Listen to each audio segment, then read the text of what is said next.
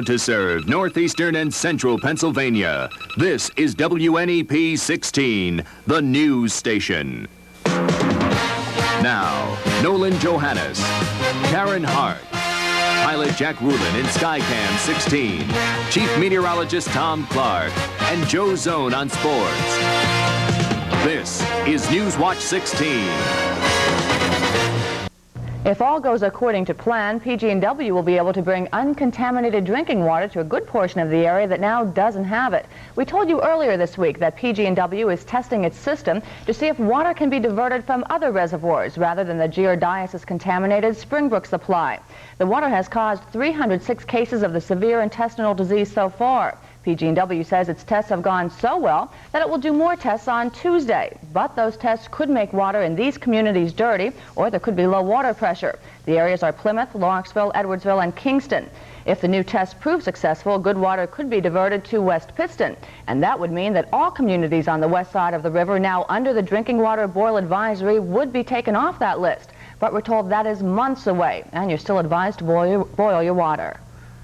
Farmers in the 5 northern counties of our region who lost a lot of money over the failure of Scheps Cheese Company might have something to cheer about tonight. State Attorney General Leroy Zimmerman says he's stepping into an investigation on why the farmers never got paid for the milk that they supplied to the now closed plant in Wyoming County. But the news conference wasn't completely optimistic. We, as Attorney General, are in it to prosecute, to see if any state criminal laws have been violated, and then to pursue them. We cannot guarantee that people will get money back, and I don't want to raise the expectation threshold of people unduly in that regard. Zimmerman was requested to investigate the affair by the district attorneys of Bradford, Susquehanna, Tioga, Wyoming, and Wayne counties. Karen? Nolan, the garbage feud in Scranton has now dipped into the pockets of the DPW workers. Today was supposed to be payday for the strikers, but it's a payless payday. To protest, the strikers brought their families to the picket line. It seems the payroll is inside the DPW garage, but it has to be taken out to be processed. Scranton's clerical workers must do that, but the mayor says they're afraid to cross the picket line. The DPW union says there would be no problems crossing the line. Whatever the case, if the clerical workers get the DPW payroll, the earliest the strikers could be paid is Wednesday. For the first time since the 50s, the cost for making a phone call from a payphone is going up. Newswatch 16's Mark Davis tells us how much and why. Say goodbye to the 10-cent phone call. With just a few turns of the screwdriver and some minor adjustments, the 10-cent call is gone and the 25-cent call is here. Bell Telephone workers are beginning the conversion, which should take a few more days. The 15-cent increase is all part of a rate increase granted by the State Public Utility Commission last year. 25-cent payphones will raise a few eyebrows, but people like Julia Novitsky of Nanticoke seems to take it in stride. Down deep, I think to myself it's going to be hard on me, but if they deserve, they should get it. I don't know if everybody else is going to think the same way, but I do. Some others I talked to say 25 cents is going to be a little bit harder to pay. Yeah, but it was a nickel for a lot of years, too. And then when it went up to a dime, we almost got heart failure. Now a quarter. Well, I'll tell you, the people are going to adjust just like anything else. In the beginning, they're all going to get mad, and then after a while, so what? Bell Telephone says the increase is necessary to cover the cost of payphones. Payphones are frequently vandalized. There's a lot more repair with them because they are mostly located outside. In order to provide that kind of emergency service, it does cost higher than a dime. There is one slight consolation in all of this. Pennsylvania is one of the last 6 states to go from 10 to 25 cents for a payphone call. But after 32 years of paying 10 cents, it's going to take all of us a little bit of time to get used to the new higher price. Mark Davis, Newswatch 16, Wilkes-Barre. And for the same price, our chief meteorologist Tom Clark is with you next with the forecast. Tom, how much would it cost for another day tomorrow like today was? More than 25 cents, I'll tell you that. Mild outbreak of spring fever today in the newsroom here, but if you think this warm weather is going to continue, well then I have news for you. Join me in the backyard when we come back.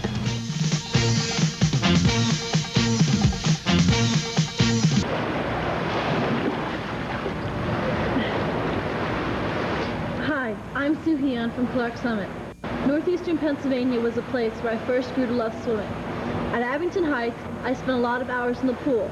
but it's nothing like 8 hours a day that I spend in training here at Germantown Academy for the 1984 Olympics. Please support the United States Olympic Foundation, and who knows, maybe you'll be seeing me in the 1984 Games. It was a rainy day here in Avoca last month when I joined the family of a young Navy man from Scranton to say goodbye and good luck. But today, the sun was shining brightly as Naval Reservist Joe Walter came back safely to his family after a month of active duty in Lebanon. Joe had volunteered to go aboard the USS New Jersey off of Beirut in order to give a regular Navy man a New Year's holiday at home here in the U.S. I'll have a full report on today's homecoming tonight on The Update. You know, you're right. The skies were beautiful blue today. I'm almost afraid to ask Tom what's in store for us tomorrow. Well, it's not going to be as warm, Karen. Sorry about that. Even as I stand out here tonight, I can feel the colder air coming in from the northwest. Let's look at those temperatures now under mostly cloudy skies overhead. And the reading is still in the 40s over the area, 42 in this backyard. The humidity is close to 50%. And the barometer is rising now. And the range in temperature today, there you have that barometer there, that northwest wind at the moment. And the range in temperature, look at that, the high 16 degrees above normal this afternoon. And it felt delightful. That low this morning, 29, records, well, there you see. And the shot in the background there is of the sun setting over Scranton this evening. A beautiful day. Now, as we go to the satellite picture, Southern California, they had winds up to 80 miles per hour today, fanning brush fires in the Southern California area outside of Los Angeles. The strong winds were downing power lines and trees, and they caused quite a bit of damage to buildings out that way. So some weather problems in the south of California, and some strong winds up to 82 miles per hour in the mountains of Montana. It's all because of a very strong pressure gradient in the atmosphere out that way. But it was close to 90 this afternoon in Miami. They topped off at 87, but the high in Minneapolis, Minnesota was only 9 today. Colder air indeed is coming down, and you can see the leading edge of that cold air right there crossing over Pennsylvania. The cold front crossed over this backyard at about 4:15 this afternoon, but at one point there was a 30-degree difference in temperature from eastern Pennsylvania out in Erie, and there are some snow flurries now falling in the northwestern counties of Pennsylvania. So Old Man Winter comes back into town this weekend. Here's the forecast for tonight. We have clouds overhead and a cold breeze, gusting up to 15 and 20 at times from the northwest. A couple of snow flurries could move in later on tonight. The low temperatures in the teens. Canton 14, Montrose 16. How about Peckville?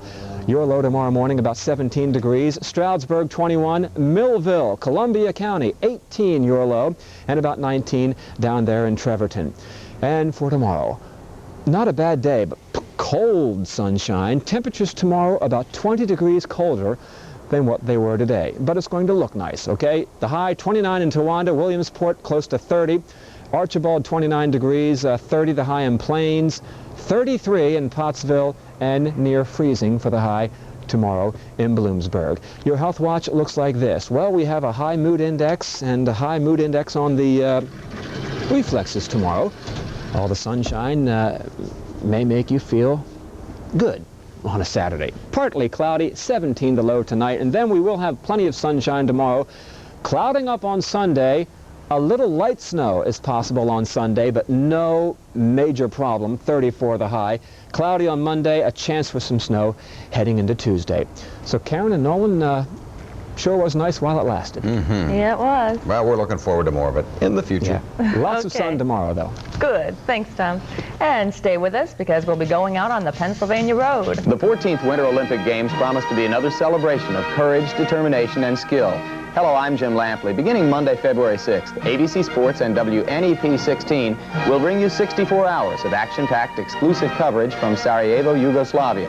And to keep you on top of all the action and excitement, sports reporter Joe Zone will bring you the latest sports news on Newswatch 16 Update at 11. Live the drama of the Olympic Games, only on ABC Sports and WNEP 16.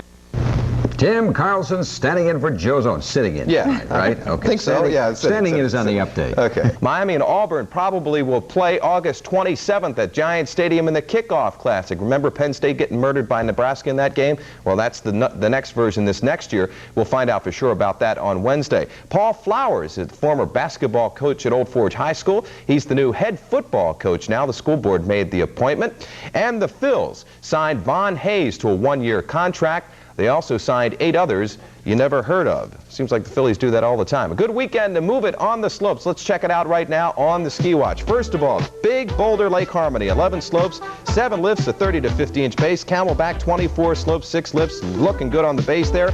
Elk Mountain, 13 slopes, 5 lifts, a good-looking base. Jack Frost and Whitehaven, 18 slopes, 7 lifts, 42 to 62-inch base. Shawnee, 16 slopes, 6 lifts, 30 to 50-inch base. And at Tanglewood, 8 slopes, 4 lifts, 30 to 55-inch base. At Mount Tone, 9 slopes, 4 lifts, 20 to 55-inch base. At Tussey Mountain, 4 slopes, 2 lifts, 24 to 60-inch base.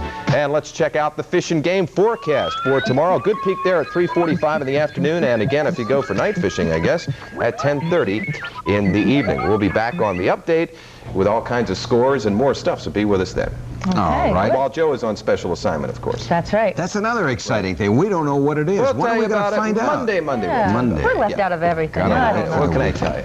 Mike Stevens takes us on the Pennsylvania Road next. Tonight, the story of a man who breathes life into plastic. Brides-to-be, you and your guests are invited to attend WNEP-TV's Bridal Fair Sunday, February 5th at Genetti's Best Western Wilkes-Barre. This bridal extravaganza is like no other. We'll have entertainment, elaborate displays, refreshments, an organized panel discussion on planning your future, and a lavish fashion show. There's dozens of prizes to win, including a Lazy Boy recliner rocker and a relaxing waterbed. The WNEP Bridal Fair is the most exciting event of the year, next to your own wedding, but you must register now. Newswatch 16's Mike Stevens always finds the unusual while he travels the Pennsylvania Road. Tonight he's in Center County with a story on an artist who is doing special things with a common material. In fact, the material is so common you don't think of it that much. Robert Fisher takes some precautions when he works in his Bellefonte studio. A breathing mask, sometimes a face shield, and an apron. Robert Fisher is into plastics as an art form.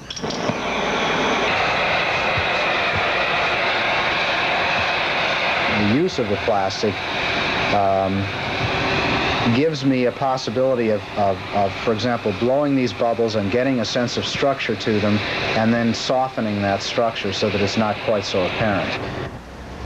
Most sculptors regard plastic as good enough only for soda bottles or maybe modern furniture. But Robert has found something in plastic that escapes artists bound to clay or stone. So where I wanted something geometric and structural, I could find a plastic and a way of working with it that would give me that structure. When I wanted something that was soft and organic, I could find a process that would produce that, and it was all the same material. In these plastic bubbles are parts of orchids. Those parts need to be ripped from the bubbles, each becoming a unique portion of a delicate flower. Plastic imitating reality.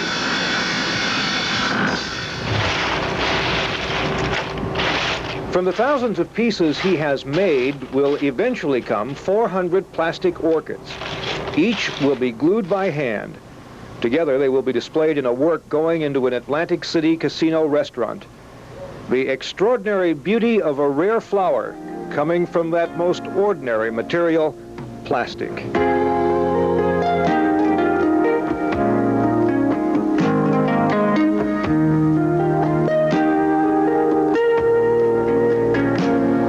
I'm going to try to show on each stem the little teeny tiny buds opening up right at the tip.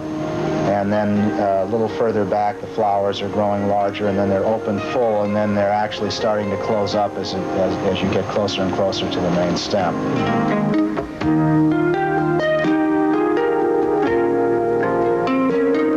Their final effect will be so extraordinary because they will absorb the light that is being shot down into them. They will appear to be glowing when in fact they're being illuminated.